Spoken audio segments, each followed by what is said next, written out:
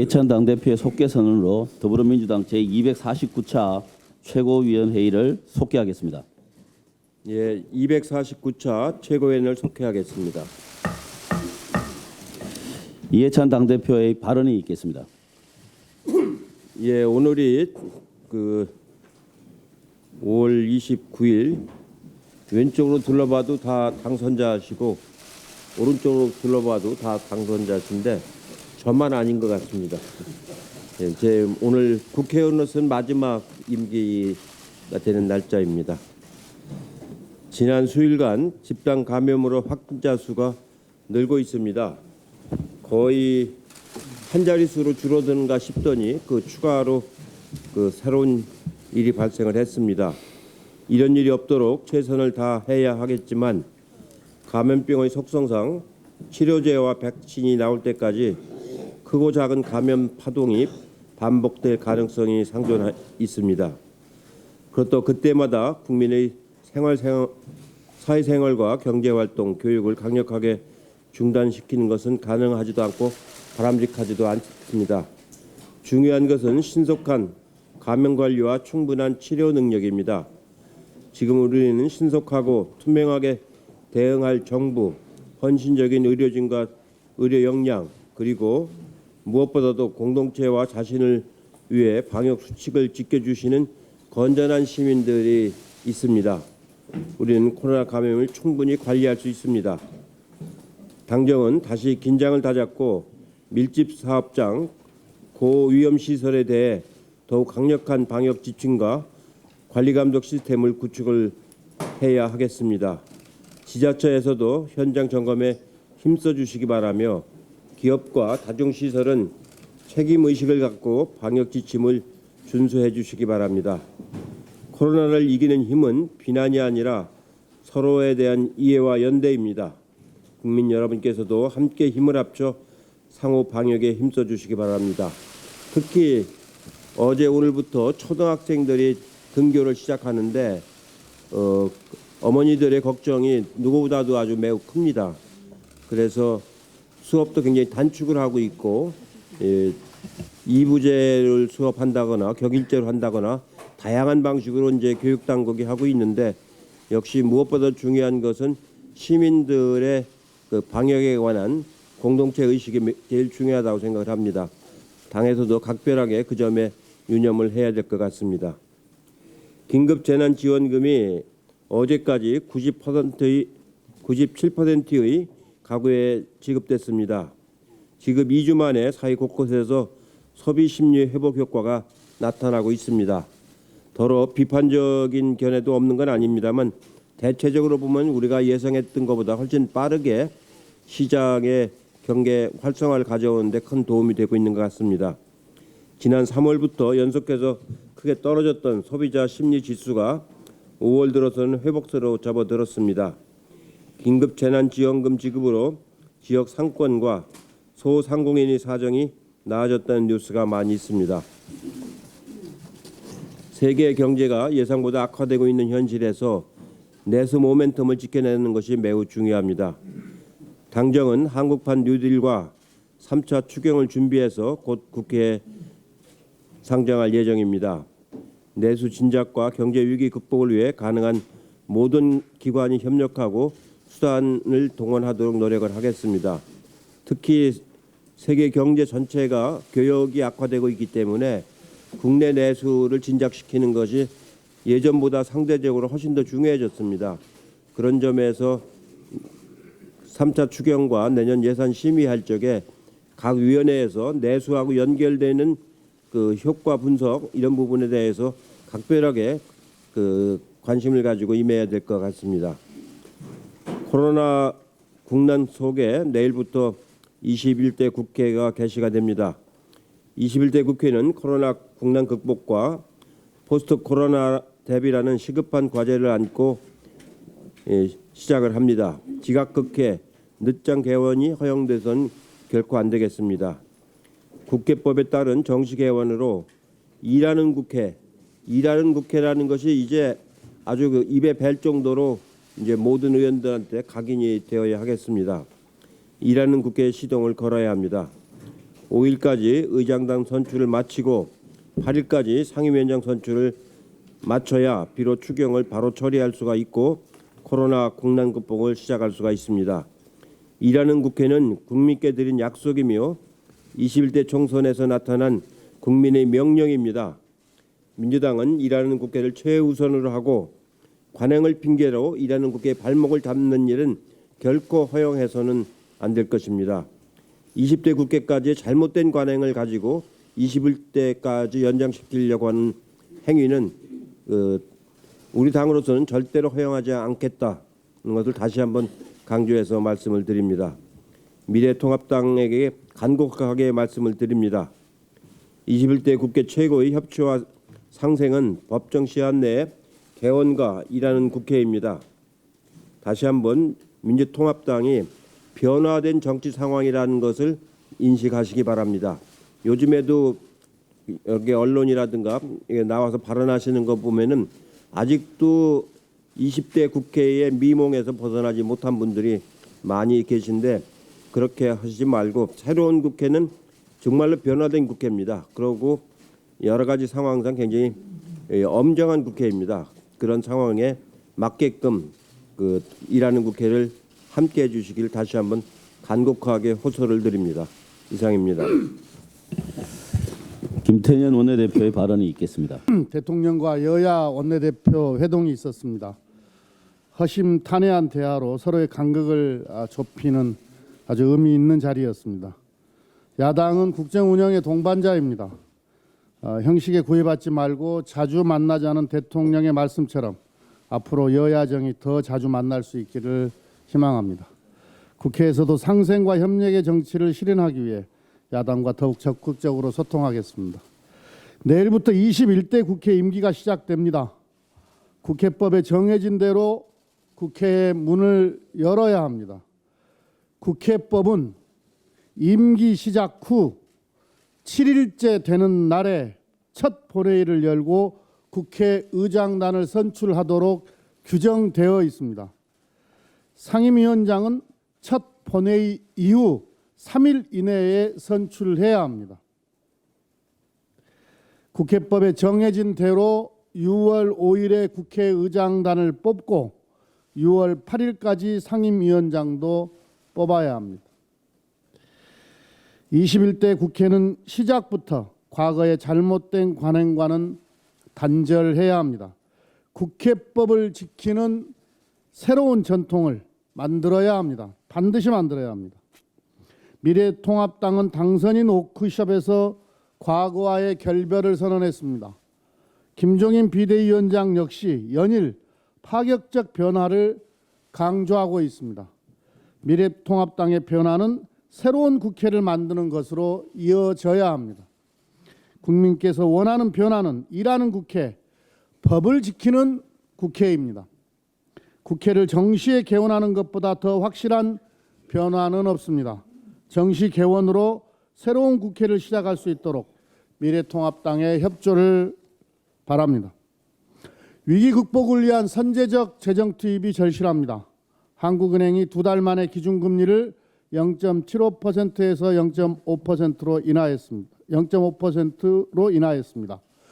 글로벌 경제 상황과 코로나19로 인한 경제 충격이 심각하다는 판단에 따른 것입니다. 한국은행은 올해 우리나라 경제 성장률을 마이너스 0.2%로 전망했습니다. 역성장을 전망한 것은 2009년 이후 11년 만입니다. 우리 기업들을 살리고 일자리를 지켜낼 과감한 재정 투입이 시급합니다. 지금의 위기는 98년 IMF나 2008년 글로벌 금융 위기와는 다릅니다. 관성에서 벗어나 과감한 대책을 통해서만 위기의 강을 건널 수 있습니다. 3차 추경은 일자리와 민생을 지키는 더 충분한 규모의 추경이 되어야 합니다. 3차 추경은 일자리와 민생을 지키는데 충분한 규모의 추경이 되어야 합니다. 재정의 적극적인 역할로 경제의 선순환을 만들어야 합니다. 민주당은 정부와 긴밀하게 협의해서 3차 추경안을 신속하게 마무리하겠습니다. 재정 투입은 과감하게 하되 세부 내역은 세밀하게 준비하겠습니다. 국민의 삶을 지키기 위한 3차 추경이 적시에 집행될 수 있도록 최선을 다하겠습니다. 코로나 사태는 끝날 때까지 끝난 것이 아닙니다. 이태원 클럽에 방문했던 인천 학원 강사에서 시작된 감염이 쿠팡 물류센터를 거쳐 급속도로 확산되고 있습니다. 쿠팡에서 아르바이트를 했던 부천 콜센터 직원이 확진 판정을 받았고 콜센터 동료 직원도 확진 판정을 받았습니다. 수도권에서 2차 유행이 우려되는 상황입니다. 정부는 수도권에 한층 강화된 방역 조치를 실시하기로 했습니다. 민주당도 현 상황을 매우 엄중하게 인식하고 방역에 빈틈이 없는지 철저하게 점검하겠습니다. 쿠팡 물류센터에서는 방역 수칙이 제대로 지켜지지 않았습니다. 잠시 방심하거나 관리 허술하면 얼마나 큰 피해를 야기하는지 여실히 보여주는 사례입니다. 이번 일이 모든 기업들이 스스로를 점검해보는 계기가 되기를 바랍니다. 기업들이 각 작업장 상황에 맞는 방역 지침을 만들고 방역에 더욱 힘써 주시기를 당부합니다.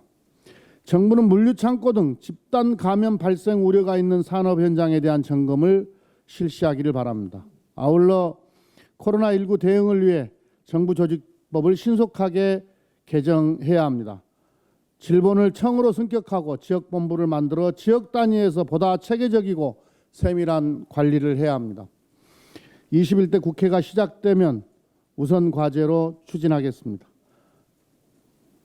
미래통합당이 국회 정시 개원과 정부 조직법 개정에 협조해 주시기를 바랍니다. 박주민 최고위원의 발언이 있겠습니다. 네, 알겠습니다. 그제 헌법재판소에서 공수처 설치법 등을 패스트트랙으로 지정할 당시 있었던 사개특위 위원 사보임 과정이 정당했다라는 판단이 나왔습니다. 오신환 의원이 낸 권한쟁의 심판 청구를 기각한 것입니다. 헌재는 사보임 행위가 사개특위의 의사를 원활하게 운영하고 사법개혁에 관한 국가 정책 결정의 가능성을 높이기 위해 국회가 자율권을 행사한 것이라고 판단했습니다. 또한 헌법재판소는 자유한국당 의원들이 낸 권한쟁의 심판 청구에 대해서는 각하 결정을 내리기도 했습니다. 미래통합당, 그러니까 구 자유한국당은 그동안 자신들이 공수처 설치법 등의 패스트트랙 지정을 막았던 행동은 불법한 사보임으로 촉발된 불법적 상황을 타개하기 위한 것이라고 주장해 왔었습니다. 단순히 주장한 것을 넘어서서 경찰이나 검찰의 출석 요구에 대해서도 같은 논리로 거부하기도 하였었습니다. 그런데 그동안의 행동이 전혀 법적 근거가 없었던 것임이 드러난 것입니다. 미래통합당은 1년 전 국회를 동물국회로 만든 것, 그리고 1년간 파행과 보이콧을 지속한 데에 대해서 국민 앞에 사과해야 할 것입니다. 21대 국회에서는 초법과 불법의 정치를 탈피해서 일하는 국회가 되어야 할 것입니다. 다시 한번 미래통합당에게 그제 있었던 헌법재판소의 결정의 의미를 되새겨 보라고 말하고 싶습니다.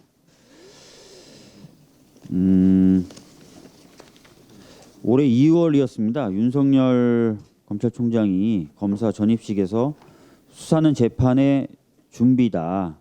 조소재판에서 벗어나서 공판중심주의에 맞춰야 한다고 밝힌 바가 있었습니다. 조소재판이라고 하는 것은 피고인에 대한 형사 공판이 수사기관이 작성한 조서에 근거해서 이루어지는 재판을 말합니다. 이에 반해서 공판중심주의라는 것은 법정에서의 다툼을 근거로 해서 이루어지는 재판을 말합니다.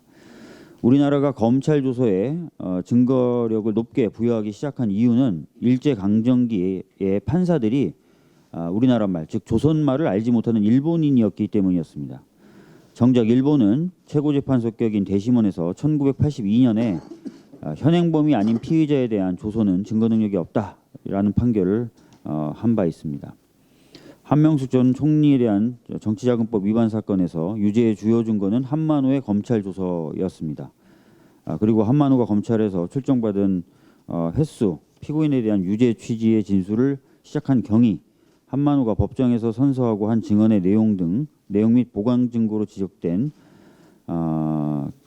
기타 증인들의 증언이 일관되지 않은 점 등은 좀 철저하게 따져지지 않은 부분이 있습니다. 이 부분은 대법원 판결에 반대 의견이 지적하기도 했습니다. 올해 2월 국회는 비록 4년 내에 실행한다는 단서를 두었지만 검찰 조서의 증거 능력을 제한하는 개정 형사소송법을 통과시켰습니다. 공판 중심주의를 실현하기 위한 것이었습니다. 최근 법원행정처는 수사권 개혁 후속 추진단 회의에서 별도의 유예 기간을 둘 필요가 없다는 입장을 전했다고 합니다. 4년을 기다릴 필요 없이 신속하게 검찰 조서의 증거 능력을 제한하자는 것이었습니다. 그런데 대검은 충분한 준비 기간이 필요하다고 버티고 있다고 합니다. 더 이상 우리 형사법정이 전근대적인 일제의 잔재에 매몰되어 있어서는 안 될 것입니다. 공판 중심주의로 재판이 진행될 때 가장 큰 부담을 지게 될 법원이 검찰 조서의 증거 능력을 제한해서 공판 중심주의로 가자고 통 크게 나선 마당에 대검도 이에 적극 협조해서 개정된 형사소송법의 취지에 맞게 공판 중심주의 취지를 살릴 수 있도록 해야 할 것입니다. 이상입니다. 박광원 최고위원의 발언이 있겠습니다. 네, 김태년 원내대표께서 말씀하셨습니다. 어제 문재인 대통령과 여야 원내대표의 회동은 국난 극복을 위해서 일하는 국회가 절실하다는 공감대를 확인한 매우 뜻깊은 자리였다고 생각합니다. 그리고 국민들께도 매우 긍정적인 메시지를 보냈다고 생각합니다. 문제는 실천입니다. 미래통합당이 국회 개원 날짜를 지키는 것, 이것이 그 실천의 출발이 될 것이라고 생각합니다. 지금은 경제 전시 상황입니다. 국민과 정부, 기업이 고통을 나누면서 모든 역량을 총동원하고 있는 때 미래통합당이 합당하지 않은 이유로 개원 날짜를 미루려 한다면 국민들이 결코 동의하지 않을 겁니다. 주호영 원내대표는 2008년 한나라당 원내 수석 부대표를 맡았을 때입니다. 그때 2008년 총선에서 한나라당이 153석을 했던 때인데요. 이렇게 얘기를 했습니다. 미국 민주당이 한 석 많아서 모든 상임위원장을 다 가지고 갔다. 우리 국회도 과거에는 한 석이라도 많으면 그런 방식이었다. 그런데 1987년 과반 정당이 나오지 않은 바람에 의석 비율로 상임위원장을 배분하는 그런 관행이 생겼는데 다시 복귀하지 못하고 있다. 이렇게 말씀을 하신 것을 분명히 또렷하게 기억하고 계실 것이라고 생각합니다. 어쨌든 이번 총선에서 국민들은 안정적 과반 의석을 더불어민주당에게 주셨습니다. 그것은 누차 말씀드린 것처럼 야당과 대화와 타협을 통해서 국회를 운영하되 여의치 않을 때는 당당하게 국민들이 준 의석을 갖고 다수결의 원칙을 지키면서 국회 운영을 정상화하라 하는 것이 국민들의 명령입니다. 미래통합당이 이런 결과를 만들어 주신 국민들의 뜻을 정확하게 이해할 필요가 있고 원구성 협상에 상식적으로 임해야 한다. 이것이 국민들의 뜻이라는 점을 거듭해서 밝혀드립니다. 경제 전시 상황에서 3차 추경의 생명은 시간입니다.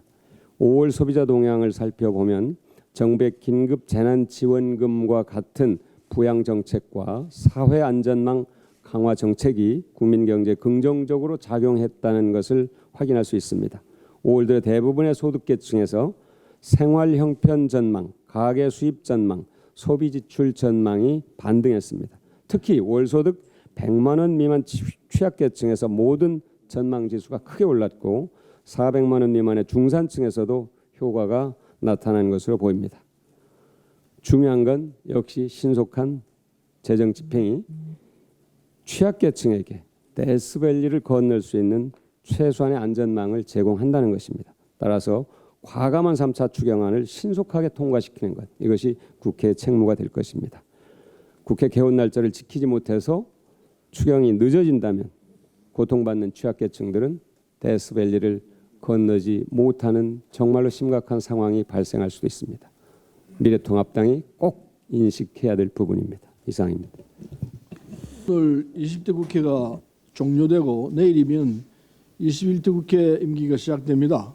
코로나19 경제위기 극복을 위한 협치가 무엇보다 중요한 시점입니다. 어제 1년 반 만에 문재인 대통령과 양당 원내대표가 만난 자리에서 협치에 대한 공감대가 마련된 만큼 21대 국회는 국민께 희망을 드릴 수 있는 국회가 될 수 있도록 여야 모두 최선을 다하길 기대합니다. 코로나19 수도권 확산 상황에 대해서 말씀드리겠습니다. 생활 방역에서 가장 중요한 수칙이 아프면 3, 4일 쉬면서 경과를 지켜보는 것입니다. 그러나 근본 물류센터 확진 양상을 보면 대다수 계약직과 일용직들은 아파도 쉬기 어렵고 열악한 업무 환경에서 일하다 방역에 구멍이 생긴 것을 확인할 수 있습니다. 정부와 방역 당국은 사업장에서 방역 수칙이 잘 지켜질 수 있도록 업무 환경을 점검 개선하고 유급 휴가, 병가 등 제도 보완 방안도 함께 마련해 주시기 바랍니다. 지금은 모든 경제 주체가 힘을 모아서 코로나19 극복을 위하는 것이 중요한 만큼 기업도 업무 환경 개선 그리고 병가 인정 등 방역에 적극적으로 협조해 주시길 부탁합니다. 이상입니다. 남인순 최고위원의 네, 쿠팡 물류센터 관련해도 100여 명에 육박하는 것으로 파악되고 있습니다. 우려했던 밀집 공간 내 집단 감염이 커지고 있고 특히 많은 사람들이 다닥다닥 붙어서 빠르게 업무를 진행해야 하는 물류센터에서 일하는 노동자들은 기본적인 방역 지침조차 지킬 수 없는 열악한 환경이 드러나고 있어서 안타깝습니다. 코로나19로 자영업을 하다가 폐업했거나 아니면 아르바이트 자리조차 잃고 쉬운 일자리로 양산되는 물류 배송 일을 하면서 언택트 시대를 지탱하는 사람들이 이곳에 있었습니다. 3교대로 24시간 가동되는 물류센터는 코로나19로 가장 바쁜 사업장 중 하나가 되었는데 역설적이게도 그곳에서 투잡, 아르바이트를 하고 있는 노동자들은 코로나19 위협에 가장 크게 노출되고 있었던 것입니다. 그럼에도 불구하고 쿠팡은 첫 확진자 발생 닷새 만인 28일 사과를 표하며 로켓 배송은 단순한 일이 아니라 사명이고 소신이라며 상품이 지금까지도 앞으로도 안전하다는 메시지를 보냈습니다. 물류센터 노동자들과 국민의 건강과 안전이 우려되는 이 판국에 빠른 배송, 상품 안전을 강조하는 국내 1위 쇼핑몰 쿠팡의 이러한 태도에 놀라지 않을 수 없습니다. 유통업과 생활물류업에 비대면 서비스가 폭발적으로 확대되고 있는 이면에 온라인 배송 업무, 생활 물류 산업에 종사하는 노동자들은 정해진 휴식 시간이나 식사 시간도 없이 주 60시간 이상의 장시간 노동으로 과로사 위험에 시달리고 있다는 점도 우리가 새겨봐야 합니다. 특수고용 노동자, 개인 사업자 취급을 당하면서 노동법의 보호를 제대로 받지 못하며 부당한 계약으로 불합리한 처우에 내몰리고 있는 물류, 배송 노동자에 대한 법적 보호 방안이 시급합니다. 고용보험, 산재보험 등 기본적인 사회 안전망을 마련해서 제도적으로 지원할 수 있도록 우리 당이 최선을 다하도록 하겠습니다. 이상입니다. 네, 이영석 최고. 예, 최근에 미래통합당이 이명박 박근혜 전 대통령 사면을 다시 또 공론화하고 있습니다. 조호영 원내대표는 노무현 전 대통령 서거 11주기를 앞두고 사면을 언급했고 어제는 국회를 떠나는 같은 당 정병국 의원이 사면을 언급했습니다. 미래통합당은 국민 통합을 내세워 사면을 수면 위로 끌어올리고 있는데 매우 우려스럽습니다. 사면을 하려면 잘못을 저지른 이유 진심 어린 반성과 사죄가 전제돼야 합니다. 또한 그들의 과오에 대한 진실 규명이 이루어져야 합니다.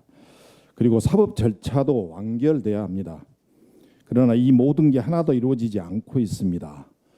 이명박 전 대통령은 노무현 전 대통령에 대한 정치보복이라며 자신의 죄를 인정하지 않고 있습니다. 박근혜 전 대통령도 마찬가지입니다. 그는 4.15 총선을 앞두고 태극기 부대를 부추기기까지 했습니다. 더욱이 수많은 생명을 앗아간 세월호 참사 당시 감춰진 7시간의 진실은 아직도 알 수가 없습니다. 또한 형이 확정되지 않아 사면의 법률적 조건도 갖춰지지 않았습니다. 그런데도 국민 통합을 내세워 두 전직 대통령의 사면을 운운하는 것은 사법 정의를 허물어뜨리는 것입니다. 우리는 전직 대통령에 대한 섣부른 사면이 국민 통합을 저해하고 사회 정의를 얼마나 훼손하는지 똑똑히 목도하고 있습니다. 그것은 다름 아닌 바로 전두환에 대한 사면입니다. 국민 화합 차원에서 그를 사면했으나 전두환은 뻔뻔스럽게도 5.18의 역사적 가치를 아직도 부인하고 자신의 거대한 과오를 철저히 부인하고 있습니다. 미래통합당은 일고의 가치도 없는 이명박 박근혜 두 전직 대통령의 섣부른 사면 논의를 즉각 중단하시기 바랍니다. 이상입니다.